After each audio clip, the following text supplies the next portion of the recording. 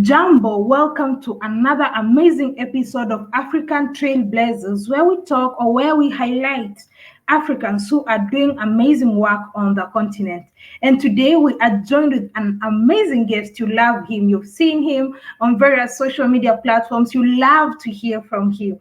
So, without further ado, let's invite our guest. Yeah, Hello, yeah, hello. how Yeah, are thank you? you so much. Yeah, thank you so much for having me. And thank you to our wonderful viewers. Yeah, it's your man Ousman Touray from the Gambia, and I'm so glad to be here with you today. And I hope that we have a fruitful discussion and we get to know each other and as well as get to find ideas and solution to the African agenda. So, and how are the Gambian youth of your generation working to Mm. address these socio-political concerns? Yeah, in the Gambia, like it is promising. It is promising in a sense that we have seen of recent that youths have started taking responsibility, and that includes understanding their role as a people. We must know that the old systems that we have in Africa is that in most cases it is just the colonial trend whereby a group of individuals act like a mafia group, taking control of everything that is existing in the country. And that is what we need to get rid of. And now we've seen Gambian youths going into a high level of education. We've seen people building networks. We have seen Mhm. also Gambian youths with entrepreneurship ideas, coming up with startup, venturing into agriculture, venturing in many different space just to make sure that they can at least earn something for themselves. And also we have individuals, very young in fact people coming up with foundation of skill centers, training very young children on IT, training very young people on innovation, training them on technology, just to understand that that is the future. And in most cases, that is what we used to lack for far too long. There were times that if you walk into the streets of Gambia and then you meet people just sitting at the ghettos like that, you ask them, "What do you want?" "I want to go to Babylon." "What do you want?" "I want to go to America." These were the only questions that you hear from them. But now that narratives have changed. We have seen so many group of individuals today coming up with solution to our own problems, developing innovative ideas, developing, venturing even into politics. Like we have a very young youth in the Gambia's parliament, and that is for the first time. And that is the kind of that tells us something, that there are people that are ready to do something, and there are people that are ready to set the standard. And I'm sure that if African youths are united, I'm sure that if African youths are well equipped with knowledge, skills, and the needed experience that they need, the African civilization, the African culture will no longer be tabbed with the issue of brain drain, but yet we can live and survive in the African continent, build up network, build up startups to realize that the development of the continent has to be within us. Okay.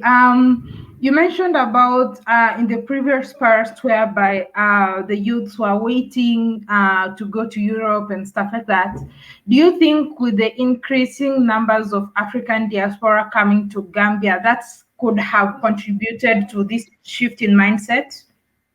Yeah, if you look at it, like they're playing a very good role. For instance, I have a friend. There were time that I wanted to go when I finished my high school, and then somebody said to me that was it possible for him to help me to go to the West to do my undergraduate degree.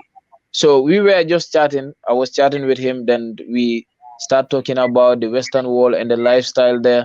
What he was saying me is no different. So at some point I said to him, "Let me try going to the University of the Gambia first. So when I'm done with my first degree, I will be mature enough to make a decision."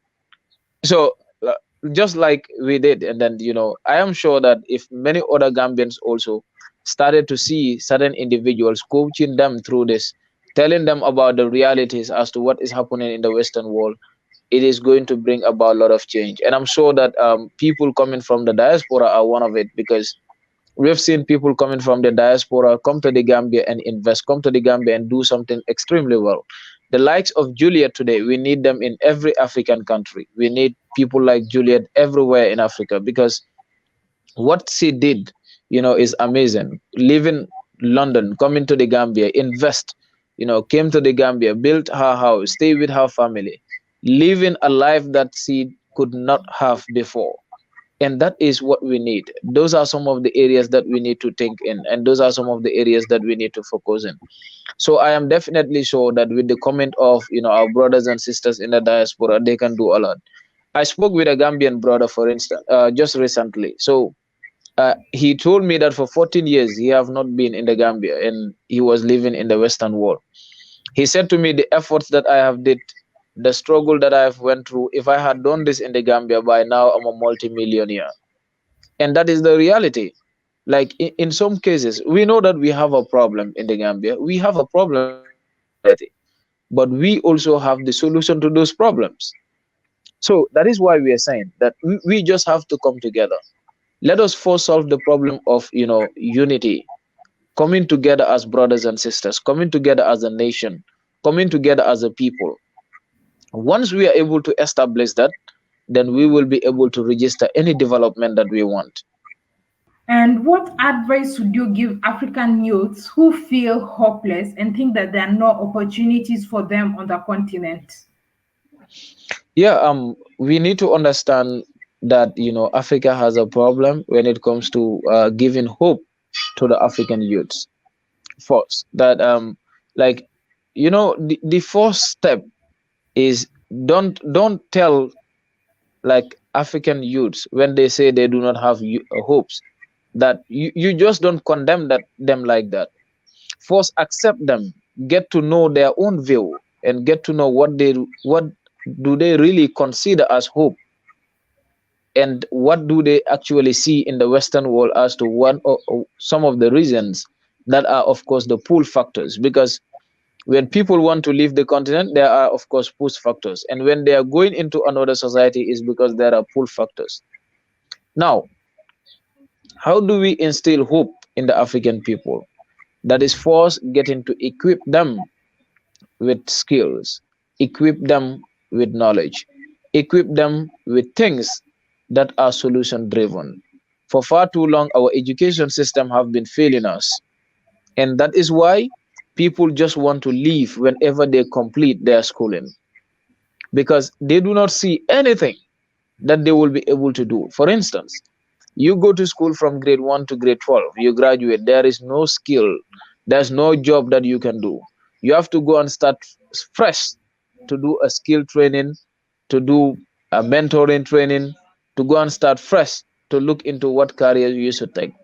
When in other societies, somebody that did, for instance, 12 years in school is already somewhere.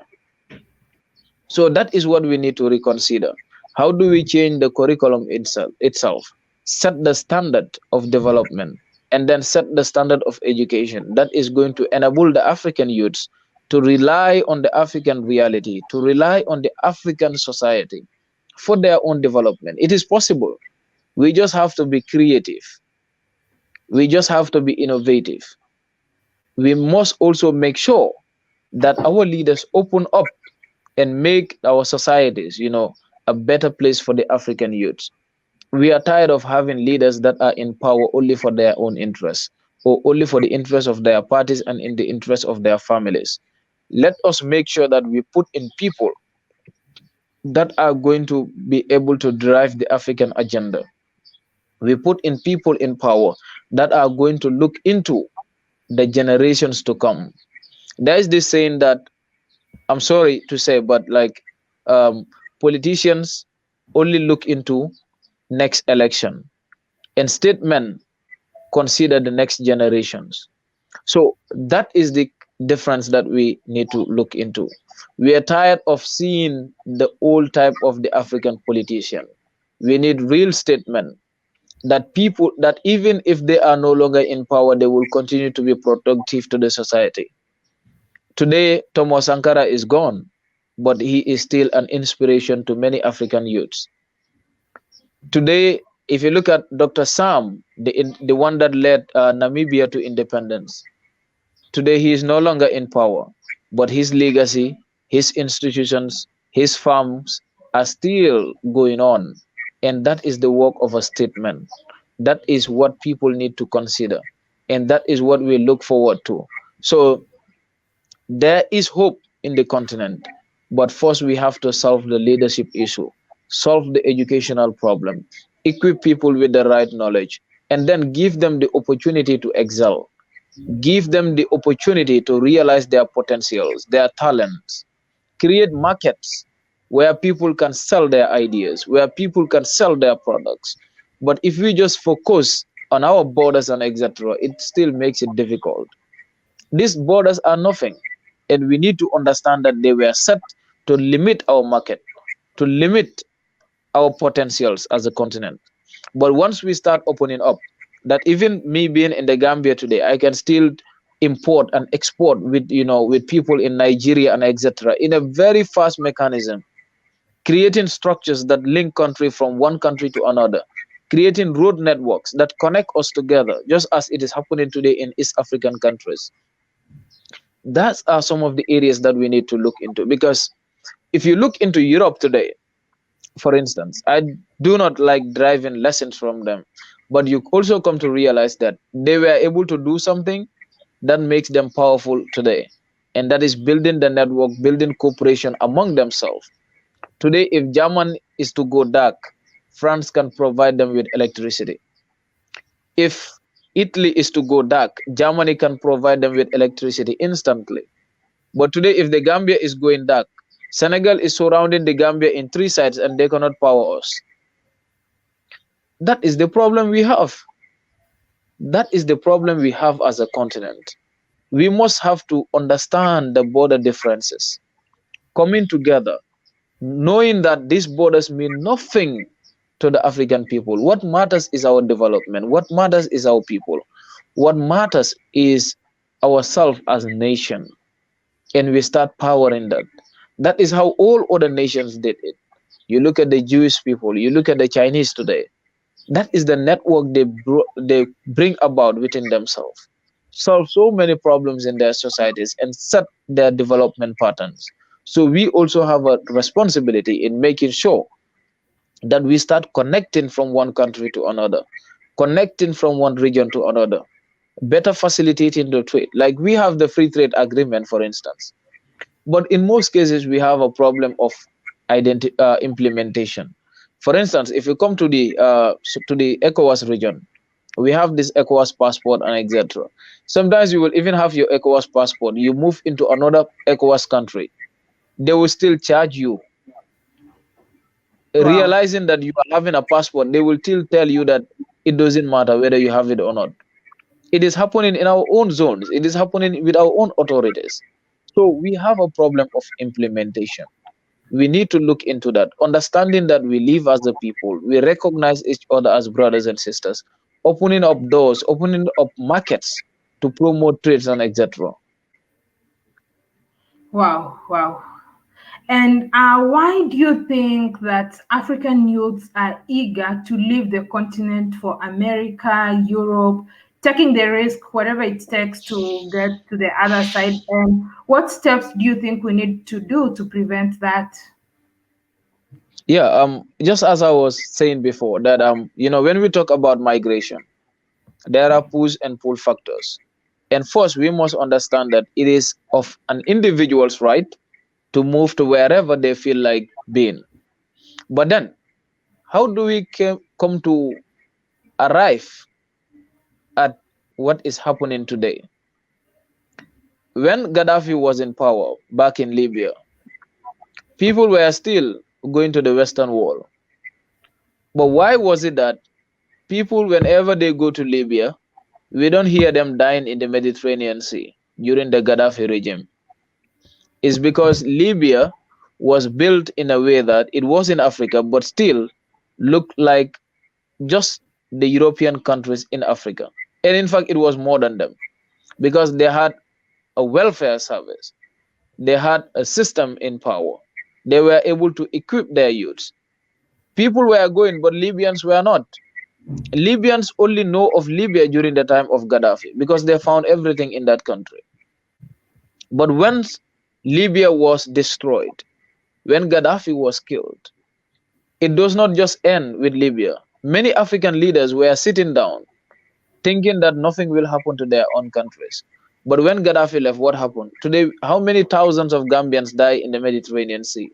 How many thousands of Senegalese, of Nigerians, of Ghanaians are dying in the Mediterranean Sea? They did because the leadership in Libya was defeated. The development in Libya was defeated. And another issue that we need to understand is globalization itself. Today, they make us to understand that we live in a global village, that we have to modernize, we have to globalize as a people in order for us to register the development that we want. If globalization is true, why should our brothers and sisters die in the Mediterranean Sea? If globalization is true, why should our brothers and sisters die in refugee camps? If globalization is true, why should our brothers and sisters still be in detention centers in the West? If globalization is true, why is it difficult for them to give people visas within their own embassies? How comes that European countries, American countries, Asian countries are able to build embassies in each and every African country, and yet finding it difficult to give people papers to go into their own countries? And again, I do not believe in this ideology of globalization in general, because I know what it leads to. If you look at it, now our markets are being destroyed, our indigenous industries are being destroyed in the name of globalization. They've made us to open up our markets to the Western world, to open up our markets with the Asians, to open up our markets with any other part of the world. But how do we benefit from the global trade? What are we feeding the world and what are we receiving from the world? That becomes the big question. We are tired of feeding the world with raw materials, our copper, our cotton, our minerals. Everything is going to the Western world in the name of globalization. Coming back, you look at the industries. Today, our industries in the African continent are weakened by the same Western products because they've opened up in the name of globalization. Importing their own materials become cheaper than producing materials within the African continent. And again, we look at the culture and we look at the ideas in terms of globalization. Today, the Western world, the Asian countries and etc. are able to use their medias, platforms to dominate and to influence ideas, perception, the way we think about our own reality, the way we think about our own culture, the way we think about our own continent, today in most cases is determined by the mainstream media where we derive information from. So those are some of the areas that are coming up as a result of globalization. Now, if you read this idea of Samir Amin in his own words, like the linking as it was done by the Asian tigers today, countries like China and etc. realized that when they wanted to register real development, having to trade with Western worlds were going to crumple their own markets. What did they do? They had to delink their society, focus Yeah. on their own reality. It is not an easy job, but they have to do it. And within 20 to 30 years, China was able to move 800 million people out of poverty to become middle income individuals. If you look at Vietnam, for instance, back in 75, back in 73, 75, the Vietnamese War, which we all know, that country was down to zero. But what happened? They had to come together, unite themselves. And today they are much better than African countries. If you look at a country like Singapore, they gained independence the same year with the Gambia. But what happened? Gambia was called a multi-party democracy because it was, the first country to adopt multi-party democracy in Africa. They look at it as the smiling coast. Everybody was praising the Gambia, not knowing that that was its own doom. When Singapore was registering huge economic development, we were focusing on the political competition. Today, where is Singapore and where is the Gambia? Those are some of the things that we need to understand. And another issue is we need to understand the policies that we keep taking. We have to do away with the Eurocentric policies. If you look at it, in many times we have like policies being introduced in Africa by the international institutions like the World Bank, the IMF, and etc., telling us the kind of policies that we should adopt in our own countries. And these policies, in most cases, does not work. We have seen the structural adjustment plan, the SAPs in the Gambia and many other sub-Saharan Africa. It has resulted to hunger. It has resulted, to changing the image from a potential investment continent to a continent that needs donor. The same thing is what happened to Zimbabweans back in 1990, resulting to, lot of struggle in Zimbabwe, loss of job because of sanctions and adopting policies that doesn't work for their own reality. And again, if you read a book by Dambisa Moyo on debt aid, it explains that particular picture, that the aid that we were receiving at the time have in some way or the other make African governments so lazy that they think it was not in their own responsibility to provide the works that they needed to do for their own people. Those are some of the areas that we need to look into. And we need to understand that we can do it as a people, but we have to come together first, understand our common enemy, and then work together as an agenda in defeating them. Oh, awesome. And what skills should African youth pursue in order to become future leaders and entrepreneurs, and just be happy being in the continent? Yeah, and I think the skill that we need has to be embedded with our own curriculum. How do we make sure that you don't go to school to learn a language alone? Language are important. Like it's good for us to speak many languages as much as we can. Like I actually speak different languages and I look forward to speaking more and more because that will enable you to be able to network. But then how do we make sure that we have skills embedded in our education system? That even if you are in school, it opens up yourself to entrepreneurial skills, that you start becoming creative, you start becoming innovative from the early age of your schooling. That will equip you to be able to take responsibility, to develop ideas as you grow, and to have a channel that you can follow, and to be able to nurture your talent as an individual. Leadership, for instance, when we talk about leadership, I don't even believe that we should go to school to learn about leadership because that is embedded in the African culture. If you come from an African family, your father, your mother, the parenting at the parenting level, they teach you about accountability. They teach you about transparency. They teach you about kindness. They teach you knowledge. And these are the very important principles of good leadership. So that is already in the African culture, but we do not have time to focus in it. So revisiting our civilization, revisiting our culture, revisiting our history will equip us more on leadership, and also it prepares us on our political space. And again, let us look into agriculture because that is a huge chunk of our development. Everything has to start from it.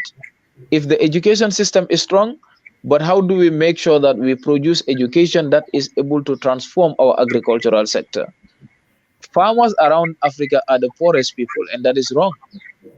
Farmers should be the richest people. So, how do we make sure that we equip them through commercial farming, through innovative ideas and etc., to help them grow? I have a brother who is at the moment in Uganda. He is originally he came from the United States and went to Uganda. Neil Kelly went to Uganda as an IT expert. Today he is able to develop lot of skills, lot of innovative materials, helping very young people grow. developing apps that even help farmers to be able to predict rainfall. So those are the kind of innovative ideas that we want to see. And people like that needs to be celebrated, and we need more of him. I told him, we speak on the phone, and I said to him, Neil, we need you in every African country. And that is why, again, we are calling on our brothers and sisters in the diaspora. If you have these skills, you have these ideas, you believe you can change our society, come back, work with us. Let us have a cooperation. Let us try to see that we improve people in skills and technology and give them the right knowledge. That is, our education system, our schools, our institutions has to be solution centered. Area Places that produces ideas, that produces people to be innovative, people to be creative, to make sure that we can drive the African agenda forward. And on leadership, on agriculture, on economic, on entrepreneurship, these are all areas where we need people in, and we can really do something if all of us have, make in efforts to see that we register the kind of development that we want to see. Awesome. Something that you mentioned about agriculture, is there this mindset also in the Gambia that agriculture or farming is for the old and people in the villages, it's not fashionable? Is that sort of mindset? Because I've observed that in a number of African countries. Yeah, like that has always been the norm, even in the Gambia, whereby people in many cases think that farming is for the poor. Farming is not for us also as youths. And that is because when you grow up looking at farmers in our own societies, they are the poorest people. This is a reality. And if, for instance, I am growing up seeing that, yes, farmers here just have to leave, continue farming, you die, your son also will also take the same step, then I will find it hard to look up to them for any other thing, for motivation or to take actions or whatsoever. I came from a family that has a background of farming. My father, my mom are all farmers, and they are up till now farming. So what I came to understand is that I have this kind of stand and this kind of approaches when it comes to farming because I was nurtured in that kind of a society. I was going to the farm, the same time going to school. So in most cases, I get to know some of these problems, some of these realities that they're facing. But now we have seen many youths in the Gambia venturing into farming, going to the university to read about agriculture. And that was not happening before. I have my friend, I am in fact older than him, Sehtijan Jalo. We met in the University of the Gambia, and he developed an idea called urban gardening. He started at his own backyard, and now he's doing extremely well. So those are some of the things that we have been seeing in recent days, and we want to nurture that. We want to make sure that people like him, people like others, are empowered in farming, building up, skills, empowering them. Because in most cases, if you come to the Gambia, our budget usually every year, farming is number one. Like agriculture is number one in the national budget, or sometimes infrastructure. But you also come to realize that how can we be putting all this money in agriculture and yet farmers are poor? That becomes another big question. That is to say, the money usually doesn't get to them. So we have to fight those institutions that are taking public fund into private, uses and etc. And then making sure that farmers, are better equipped, are better empowered, and then to create markets for them. If you come to the Gambia during the mango season or during watermelon seasons and etc., you you in fact feel bad because you see an individual with a full truck of mango in the street and they cannot sell it to anyone. It ends up spoiling. So what if we had a market that can take that directly from the farmers? What if we had industries that were going to take that directly from the farmers? They will never face those kind of challenges. So that is why we are saying we need to start looking into how we can invest in transforming our own indigenous industries to meet the demand of the society and to be able to absorb our own products, our own farm products, and etc., and producing outcomes out of it. Oh, awesome. So that also means we also need like processing industry, manufacturing to maybe Yeah, transform those watermelons into juice or into something that yeah, they can be sold at or yeah, preserved such that they can be in use at when they are out of season, so people can actually enjoy the benefits of those mangoes or watermelons throughout the yeah, year, or if possible, also be able to be in a position to export to other countries abroad. yeah. Knowing that the youths are the future, what should Mhm. parents, adults, Mhm. leaders know in order to utilize us for the betterment of Africa? Yeah, What I is think what they need to do. Yeah, I right? think what they need to do is to open up and give leaders, youths, the opportunity to, be with them, and allow them and give them the opportunity for them to, exhibit their talents and what they really think. Involve them in decision making. Give them the confidence. Give them the experience for them to understand that they are equally part of the society. But in most cases, like we have this problem of, people monopolizing the decision making institutions full of adults, all of them deciding for the future that they are not going to witness. And that is wrong. So, what we are saying is that they need to have youths in every sector, youths in every institution. Start empowering them, equipping them with the necessary skills, giving them the knowledge, opening up for them to learn. And it is only through that we can, be able to realize and get control of the future that we want. Because to me, like, I don't just see youths as future leaders, I see them as, in fact, the leaders of today. Because wherever the things that are working today has to be in the hands of the youths, because they are the active population. And it is through the service of the youths that we can protect the old and we can protect the young. So that is why in every given society, and Africa is blessed with this, that it has a youthful population. We just have to give youths the right skills, the right knowledge, and open up for them to exhibit their talent without fear, for them to exhibit their talent with an environment, with a peaceful atmosphere. And therefore, they will be able to move a lot of things together with us. And what would be your advice to African leaders, politicians? Yeah, yeah, I think, like, to all African leaders, something that they really need to understand is understanding the people that they are leading. We elect people as leaders, but it doesn't mean that we're electing them as masters.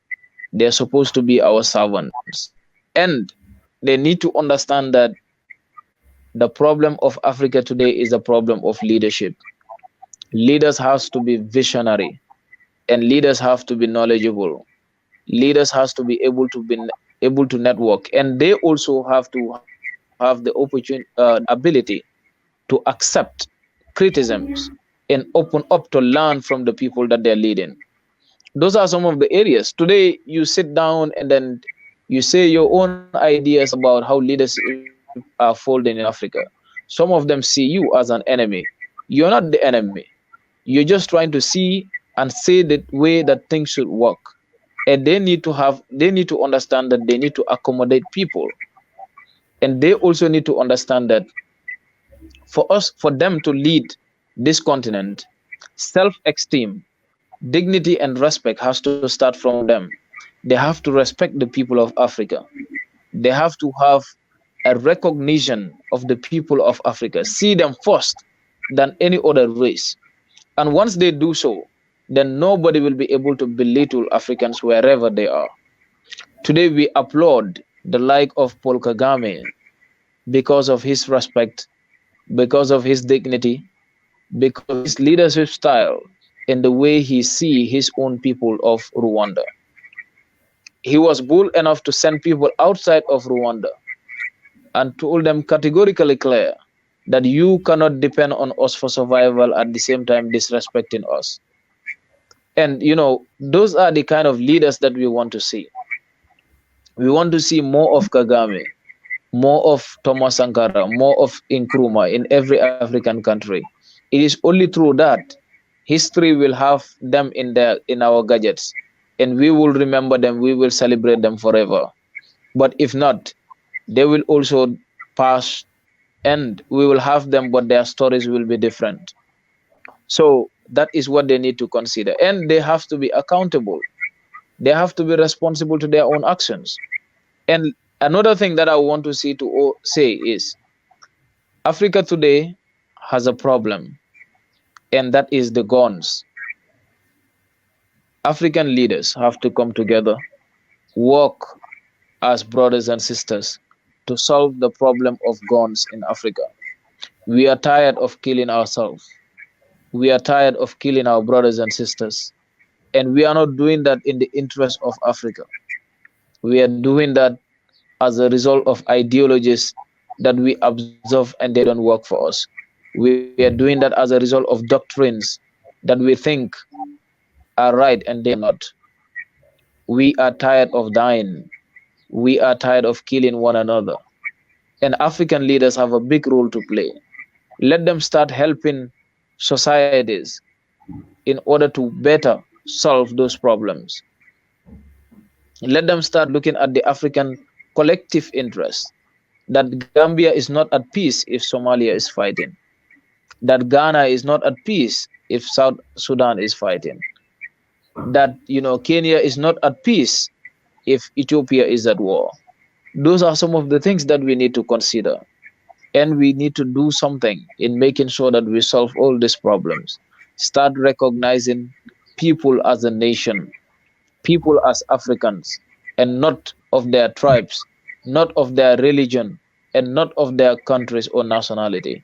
What matters is Africa. What matters is the people of the African continent, and we solve that as a people. Oh, awesome, awesome. So do you aspire to be a politician, some leadership positions? Because I've seen a lot of videos on online. People are like, "Oh, this guy should be the next president of the Gambia." Has that thought ever crossed your mind that you can be a president of the Gambia, maybe? No, no, not right now. Like I do not have the thought as we speak. I believe that I'm somebody that love the classroom a lot. I believe that I'm somebody that has a lot of things to do in academic. I believe that I should be remembered differently. We all have ways in which we should be remembered. Today, if you like, my role model is Thomas Sankara, but I believe we should be remembered differently. Maybe he was remembered because of the struggle, because of his idea for the people of Burkina. And maybe I should be remembered for the ideas I produce, for the development models that I will design in the future for the African continent. And people can be remembered differently. But I also believe that our role today is just like Edward Francis Small of the Gambia said back in his days, back in 1928, in 1929. He was asked about presidency in the Gambia. He said his main mission is liberating the people, that they will be able to determine their own destiny. They will be able to have a breed of leaders that will lead the Gambia to independence with or without him. So if I focus on Gambia to become leader in the Gambia, at some point I am limiting my potentials. I believe that I can go beyond that, and that is through academic. And I'll continue to focus on my academic struggle, and we will always be doing things like this. We will innovate, we will build institutions, we will come with actions, and we will see the African continent progressing in the way that we all want and in the way that we all desire. All right, all right. And so, Yeah, lastly, where do you see Africa in the next 10 years? And maybe, like, what is your vision, future, whether you'll be there or not? What is your yeah, vision for Africa? So, you can start with 10 years. yeah. I want to see that we just have few regulations to do. We just have few reforms to do. And once we are done with those reforms as a continent, once we are able to implement the free trade agreement, in Africa. Once we are able to develop currency within the African continent that we can use as a people in the near future, then therefore Africa will realize its development pattern, and therefore Africa will be the new paradise of the world in the near future. And that can happen even within 10 or 20 years.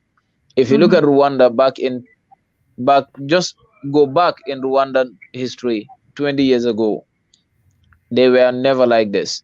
The development that we are celebrating today in Rwanda happened within the past 20 years. So we are now living in a world of technology. We just need good ideas, good innovative, good development model that matches with our own realities, and therefore our development and transformation will be faster than any other one in the world. So in the next 10 years, Africa can really do something. It is about taking a stand. It is about taking an approach that is going to be in line with the African reality and how best we can promote the development that we all want. All right. Thank you so much, Yeah, Osman, for your time and contribution. I really yeah, appreciate it. yeah. Thank you so And much, I want African Tigress. keep up with the amazing work you're doing. I mean, like Yeah, at the moment, the whole world is proud of you. A lot of people are so proud of you for the work that you're doing. Even, like just enlightening people, bringing up these issues, just trying to even like trigger people to think differently. That is also very important because, the first way or the first step that we have to change the people is through the mindset. Once people are able exactly. to see things in a different perspective, then slowly we can be making change and progress towards the development of the continent. Hmm. Yeah, sure, sure, sure. Thank you so much for having me. Yeah, All I right. really appreciate this interview, and thank you to your viewers as well, your audiences. Yeah, like that is it, and the struggle continue. Hold on, before you go, a lot of people were, I did share a video about you, and a lot of people were interested in knowing, like, how can they be able to contact you? Do you have a YouTube channel? How, like, which platforms can people be able to find you? Yeah, right now I do not have a YouTube channel. I'm working on it. Yeah, I'm working on social media platforms, but I am available on Instagram, Ousman Touray 19, and they can always link me through Instagram and also on Facebook. But I was using like I'm using a private account, and at the moment I have more than 5,000 friends. Like I'm not able to accept friend requests, but they can link me on Instagram, and we'll always be able to interact with each other there. And maybe very soon I'll be launching my social media platforms, and there we'll have, yeah, a lot of things together. All right, that's awesome. I'm going to share the link to your Yeah, Instagram account for yeah, those ones who are yeah, yeah, to contact you. All right, thank you so much and have a lovely time. yeah, yeah. Okay. Thank you so much for watching that episode of the African Trailblazers. I would love to know your thoughts and opinion. What do you think about this episode? Don't forget to like, share, subscribe so we can reach as many people so that we can awaken as many brothers and sisters on the continent. So until next time, Kwaheri.